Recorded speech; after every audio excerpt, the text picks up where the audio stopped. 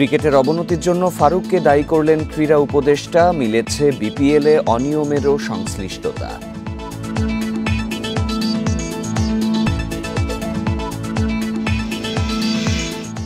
শেখ হাসিনার বিচার বিটিভির মাধ্যমে সরাসরি সম্প্রচার হতে পারে কাল। প্রস্তুত ট্রাইব্যুনালের এজলাস।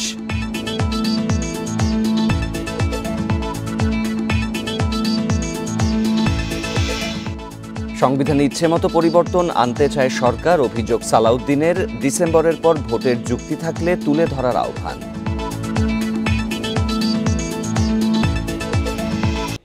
সংবাদ সন্ধ্যা শিরোনাম শুনছিলেন, পুরো খবর নিয়ে আছি শাফাতুল ফরিদ। দেশের ক্রিকেটের অবনতি ও বিপিএলের অনিয়মে ফারুক আহমেদের সংশ্লিষ্টতা পাওয়া গেছে বলে জানান ক্রীড়া উপদেষ্টা আসিফ মাহমুদ। তিনি আরও বলেন, বিসিবির সভাপতি পরিবর্তনের সিদ্ধান্তকে সাধুবাদ জানিয়েছে আইসিসি। বিসিবি পরিচালকরা ফারুক আহমেদের সঙ্গে কাজ করতে স্বাচ্ছন্দ্য বোধ করছিলেন না। এটাও সভাপতি পদে পরিবর্তনের বড় কারণ। ফারুক আহমেদকে সরানোর পর বিসিবি সভাপতির দায়িত্ব নেন বাংলাদেশের প্রথম টেস্ট সেঞ্চুরিয়ান আমিনুল ইসলাম বুলবুল। সুষ্ঠুভাবে বিসিবি নির্বাচন সম্পন্ন করা এবং স্বল্প সময়ে দেশের ক্রিকেট ঢেলে সাজানো বুলবুলের চ্যালেঞ্জ।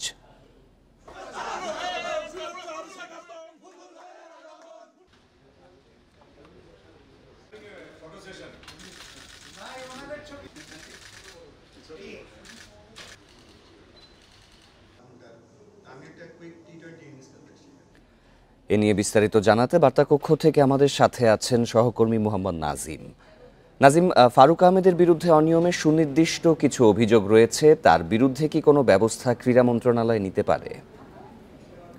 ক্রীড়া মন্ত্রণালয় থেকে কিন্তু একটা সত্যানুসন্ধান কমিটি গঠন করা হয়েছিল, যার পরিপ্রেক্ষিতেই কিন্তু আপনার বিপিএলে যে অনিয়ম কিংবা অস্বচ্ছতা সেটা কিন্তু উঠে এসেছে। এবং ফারুক আহমেদকে অপসারণ করার নেপথ্যে কিন্তু বেশ কয়েকটি কারণ ছিল, তার মধ্যে এটি একটি অন্যতম। এবং পাশাপাশি যে বিসিবি পরিচালকরা যারা ছিলেন তারা কিন্তু তার সাথে কাজ করার ক্ষেত্রে স্বাচ্ছন্দ্যবোধ করছিলেন না, সেটা কিন্তু এরই মধ্যে উল্লেখ করা হয়েছে। তো এই বিষয়গুলো আসলে কিন্তু আপনার একদিনের ব্যবধানেই কিন্তু ফারুক আহমেদকে অপসারণ করা হয়েছে।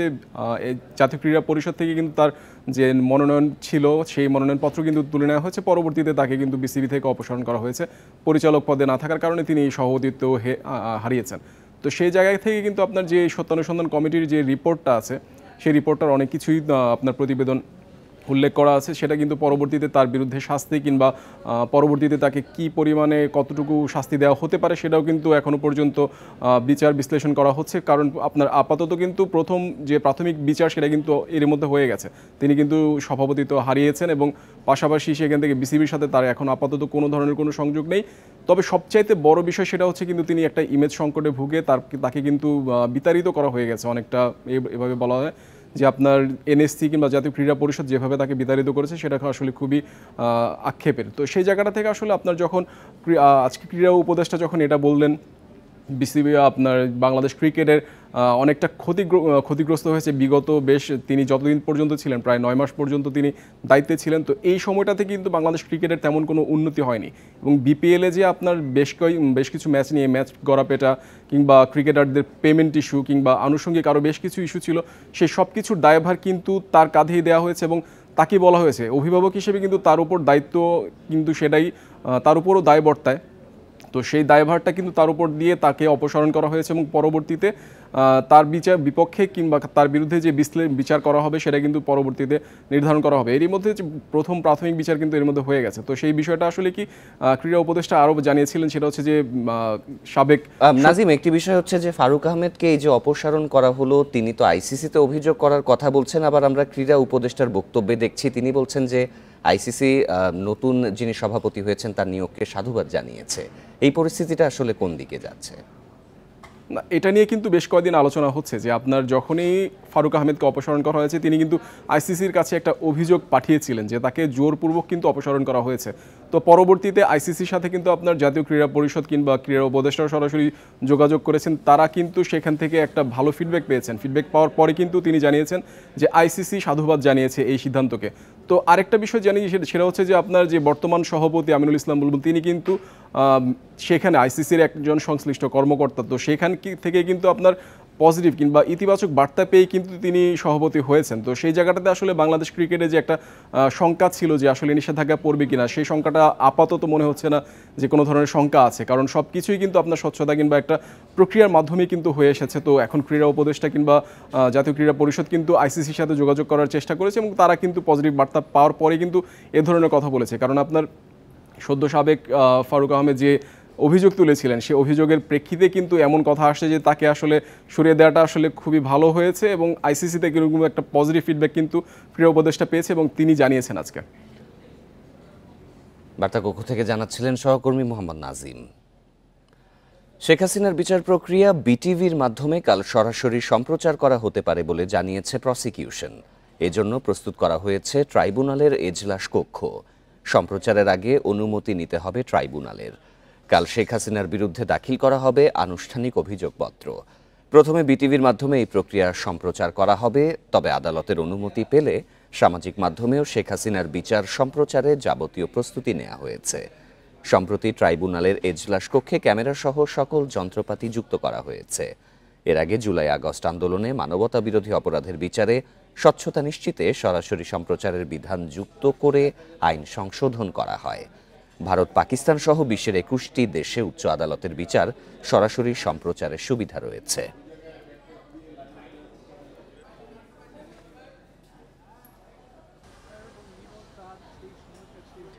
ক্ষমতাচ্যুত আওয়ামী লীগ সরকারের আমলে গুম হয়েছেন 700-রও বেশি মানুষ। ভুক্তভোগী পরিবারগুলোর দাবি, গুমের তদন্ত ও বিচারের জন্য গুম কমিশন গঠনের 8 মাস পরেও দৃশ্যমান কোনো অগ্রগতি নেই। আন্তর্জাতিক গুম সপ্তাহ উপলক্ষে আলোচনায় এসব কথা বলেন তারা। এ সময় আন্তর্জাতিক অপরাধ ট্রাইব্যুনালের চিফ প্রসিকিউটর বলেন, গুম খুনের বিচার নিশ্চিতে শেখ হাসিনার বিরুদ্ধে মানবতা বিরোধী অপরাধের অভিযোগ দায়ের করা হবে রোববার। আমার অনেক স্বপ্ন, বাবার হাত ধরে স্কুলে যাব। একে একে সবাই আসে, কিন্তু আমার বাবা আসে না। এভাবেই অশ্রুসিক্ত চোখে বাবার জন্য আকুতি জানাচ্ছিলেন সাভা। এক যুগ আগে 2013 সালে গুম হন তার বাবা মোহাম্মদ সোহেল। গুমের শিকার এমন অনেক পরিবারই জানে না আদৌ তারা বেঁচে আছেন নাকি হত্যা করা হয়েছে।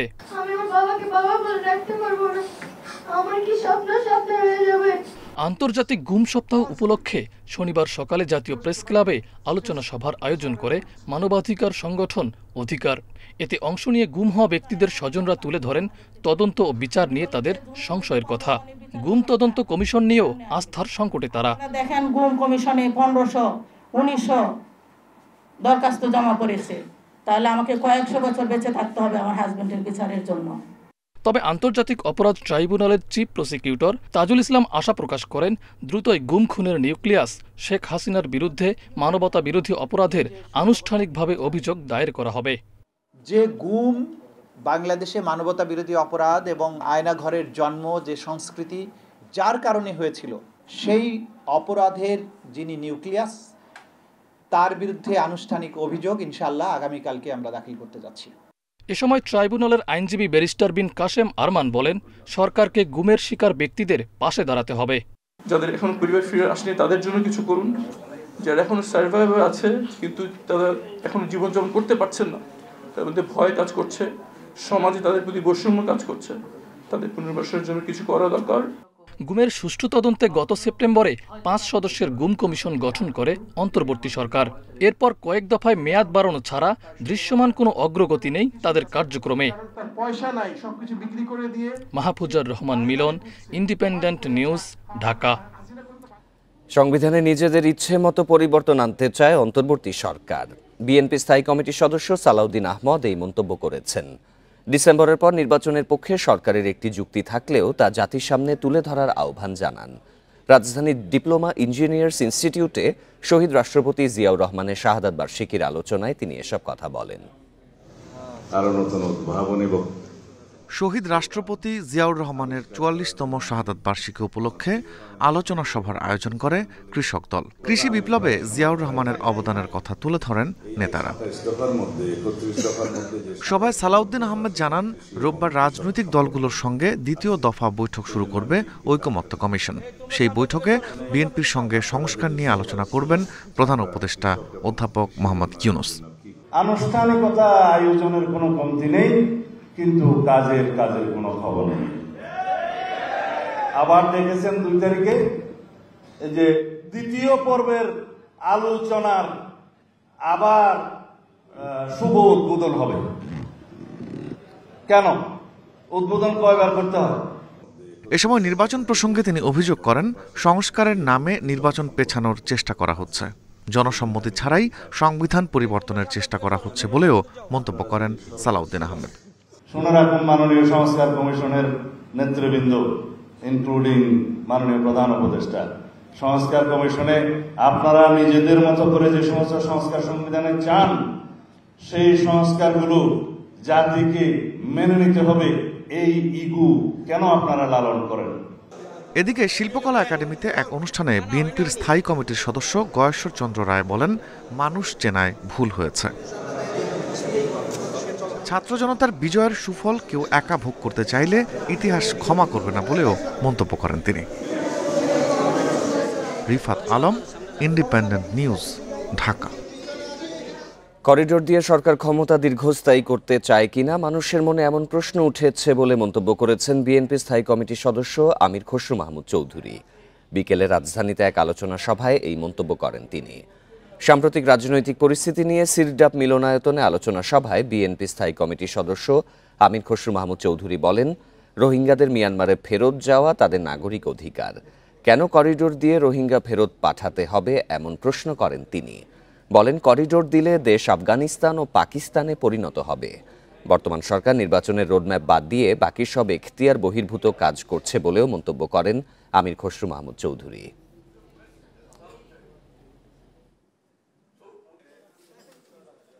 বাংলাদেশের মানুষের স্বার্থ জলাঞ্জলি দিয়ে ক্ষমতায় থাকার জন্য সবকিছুর সাথে কম্প্রোমাইজ করে সে অব্যাহতভাবে অন্যান্য রাষ্ট্রের ইন্টারেস্ট সার্ভ করত, তাহলে আপনি কি সেদিকে কোনো দিকে যাচ্ছে নাকি? এই প্রশ্নটা তো উঠতেই পারে, কারণ কোনো যুক্তিতে আমরা এখানে যাওয়ার কোনো সুযোগ নাই, কোনো করিডোর, কোনো চ্যানেল যাওয়ার কোনো সুযোগ নাই। Bangladesh can't afford it. রাজধানীর মিরপুরের দারুস সালামে 2 তরুণকে কুপিয়ে হত্যা করেছে দুর্বৃত্তরা। দুপুরে এই ঘটনা ঘটে। দারুস সালাম থানার ওসি রকিবুল হোসেন এই তথ্য নিশ্চিত করেছেন। পুলিশ জানিয়েছে, নিহতের বয়স আনুমানিক 20 থেকে 25 বছর। তাদের একজনের নাম তানভীর, অপরজনের নাম এখনো জানা যায়নি।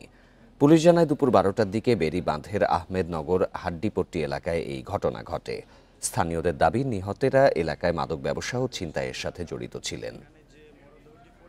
ওনার নাম শনাক্ত করা হয়েছে, ওনার নাম হচ্ছে তানভীর, তিনি বিবাহিত, তিনি তার স্বজনরা এইমাত্র এসেছে।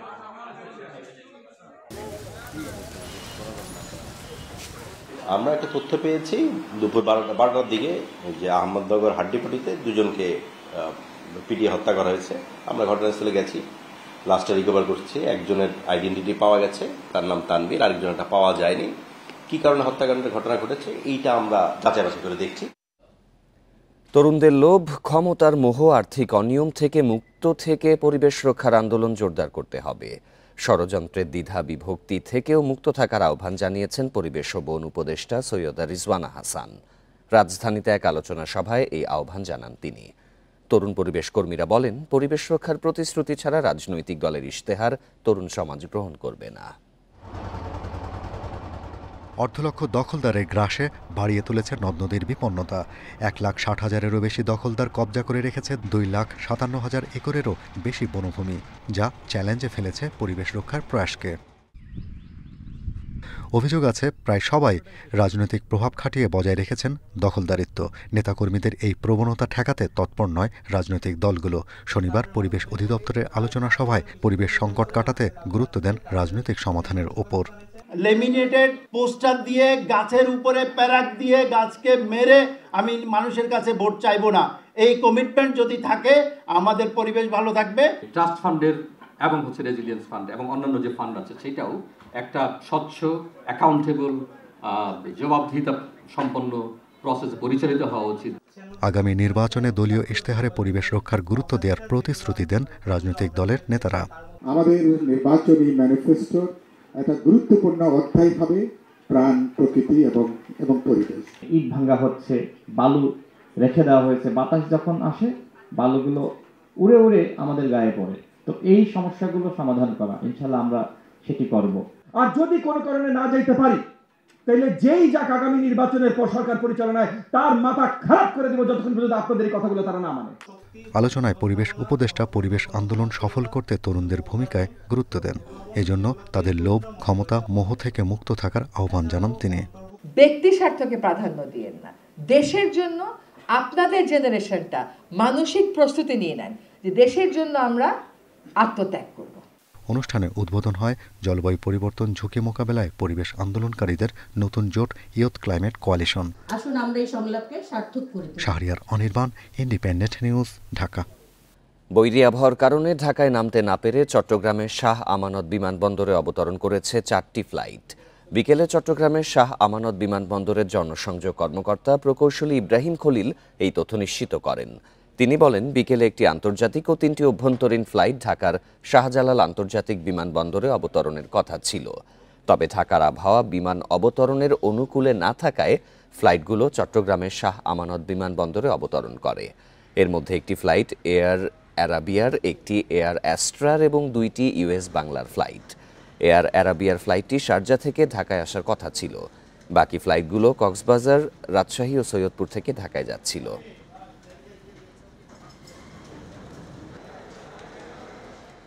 নজিরবিহীন অব্যবস্থাপনা ঢাকা উত্তর সিটির পশুর হাটগুলোতে। ইজারা চূড়ান্ত হওয়ার আগেই অনেক হাটে উঠে গেছে কোরবানির পশু। বিক্রি শুরু হলেও নেই নিরাপত্তা।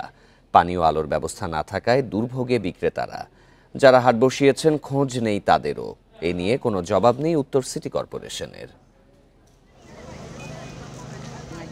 রাজধানীর উত্তরার দেয়াবাড়ি হাটে প্যান্ডেল টানানো হয়েছে 7 দিন আগে। কোরবানির পশু আসতে শুরু করেছে বৃহস্পতিবার থেকে।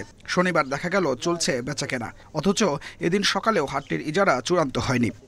আমরা এই লাল গরুটা কিনেছি 3 নাম্বার, এটা কিনেছি 82,000 টাকা দিয়ে। আগে কিনলাম হচ্ছে একটু আগে, আমরা নিয়ে যাব 2 দিন পরে, নিয়ে তারপর আমরা বাসায় পালবো। গরু অনেক আছে, একটা বেশি খরচপাতি তো দরকার। এই যে হাটে বিদ্যুৎ নাই, লাইট নাই, আর নাই, খাইতে হবে আর করতে হবে। এই দেখছি পুরো ক্লিয়ার করা আছে, পুরো বান্ধ। ওই হাতে আমরা দেখছি এখন কোনো কিছু নাই, খালি খুঁটি পুঁতা, এখন লোকজন নাই, বাথরুম নাই, পানি নাই, এই লোকজনের গরু কারেন্টের ইয়ে নাই, আমাদের মোবাইলটা বন্ধ হয়ে যাচ্ছে। কে বা কারা এই হাট বসিয়েছে জানে না ঢাকা উত্তর সিটি কর্পোরেশন। হাটে নেই পানি ও আলোর ব্যবস্থা, নেই নিরাপত্তার পালাই। এমন অবস্থায় নাজেহাল পশু বিক্রেতারা। খাওয়ার পানি নাই, গরু খাওয়ার পানি নাই, নিরাপত্তা কম, খুব সমস্যার ভিতরে আছি আমরা। ভাইয়েরা তো কেউ নাই, সব পালাইছে, কোনো দেখা সাক্ষাৎ নাই। প্রথম দিন এসে দেখা করছে, করে কোথায় গেছে আর খুঁজে পাইতেছে। রাতে অন্ধকারে থাকতে হয়, আলো নাই। হ্যাঁ, আমরা আলোর কথা বলতে গেলে বলে যে এখন আমাদের হুকুম আসেনি আলো দেওয়ার মতন, এই জন্য আমরা আলো লাইট দিচ্ছি না। আড়াই কল, এবার একটা কলও নেই। কিভাবে আমাদের যে কষ্ট, আমরা 4 দিন আসিছি, এই কষ্ট করে যাচ্ছি আমরা। উত্তর সিটির আরেক হাট ইস্টার্ন হাউজিং। ইজারা নিশ্চিত হওয়ার আগেই প্রস্তুতি শুরু করে একটি মহল। হাট কর্তৃপক্ষের খোঁজ না থাকলে উঠেছে কোরবানির পশু। এ নিয়ে কথা বলছেন না সিটি কর্পোরেশনের সম্পত্তি বিভাগের কর্মকর্তারা। যোগাযোগ করেও প্রশাসকের জবাব পাওয়া যায়নি। Adilur Rahman, independent news, Dhaka. এবার আসন্ন বাজেট নিয়ে বিশেষ প্রতিবেদন।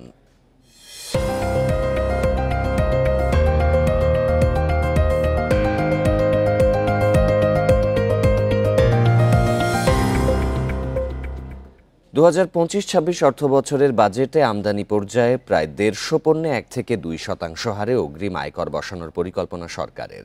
খাদ্যপণ্যের পাশাপাশি পোশাক শিল্পের কাঁচামাল, চিকিৎসা সরঞ্জাম সহ বিভিন্ন গুরুত্বপূর্ণ পণ্যে এই কর বসানো হবে। কর বৃদ্ধির প্রস্তাবের সমালোচনা করে বিশ্লেষকরা বলছেন, এতে ভোক্তা পর্যায়ে পণ্যের দাম বাড়ার শঙ্কা রয়েছে। উৎসে কর বিধিমালা 2024 অনুযায়ী এইচএস কোডযুক্ত 189টি আমদানি পণ্যে কোনো উৎসে কর নেই।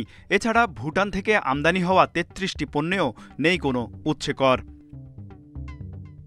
আগামী 2025-26 অর্থবছরে বেশ কিছু নিত্য প্রয়োজনীয় খাদ্যপণ্য, তুলাসহ পোশাক শিল্পের কাঁচামাল, চিকিৎসা সরঞ্জাম, তথ্য প্রযুক্তি খাতের পণ্য, শিল্প খাতে ব্যবহৃত রাসায়নিক সহ বিভিন্ন খাতে বসবে অগ্রিম আয়কর। এসব আমদানি পণ্যে অগ্রিম আয়কর নিলে উৎপাদন খরচ বাড়ার পাশাপাশি ভোক্তার ব্যয় বাড়ার আশঙ্কা করছেন বিশ্লেষকরা। সরকারকে তারা 1% থেকে 2% দিবে, কিন্তু মানুষের বেলায়, মানুষ যখন ক্রয় করছে, মানুষের বেলায় যখন এটা প্রয়োগ করবে, তখন দেখা যাবে মানে এটা অনেক গুণ বেশি তারা সেখানে চার্জ করবে। তো তাদের হাতে কেন আপনি অস্ত্র ছেড়ে দিলেন? যে সমস্ত নিত্যপণ্যের ক্ষেত্রে সেটা অবশ্যই একটা নেতিবাচক প্রভাব পড়বে। রাজস্ব আয় বাড়ানো এবং ভ্যাট আদায়ে চলমান অনিয়ম ও ফাঁকি পুষিয়ে নিতে এই উদ্যোগ নিচ্ছে এনবিআর। ব্যবসায়ীরা বলছেন, অগ্রিম আয়করের ক্ষেত্রে তা পরে সমন্বয়ের নিয়ম থাকলেও বাস্তবে তা প্রায় অসম্ভব। নেগেটিভ ইম্প্যাক্ট তো হবেই, কারণ এআইটি বসাইলে ইউজার এন্ডে আইসা একটা জিনিসের প্রাইস তো বেড়ে যায়। এরাও যেটা বলতেছে যে হ্যাঁ আমরা সব এআইটি এগুলি অ্যাডজাস্ট হয় পরে, আসলে কিন্তু সব অ্যাডজাস্ট হয় না। ব্যবসায়ীদেরও ধরেন আমাদের গাফিলতির কারণে অনেক সময় আমরা অ্যাডজাস্ট করি না। আন্তর্জাতিক মুদ্রা তহবিল IMF-এর শর্তের অংশ হিসেবে শূন্যকর সুবিধা থেকে সরে আসতে জাতীয় রাজস্ব বোর্ডের এমন উদ্যোগ বলে মনে করছেন বিশ্লেষকরা। তৌহিদ রানা, ইন্ডিপেন্ডেন্ট নিউজ, ঢাকা। এই ছিল সংবাদ সন্ধ্যায়। সব খবরের বিস্তারিত জানতে চোখ রাখুন ফেসবুক, ইউটিউব এবং এক্সে। আমন্ত্রণ পরের আয়োজনে।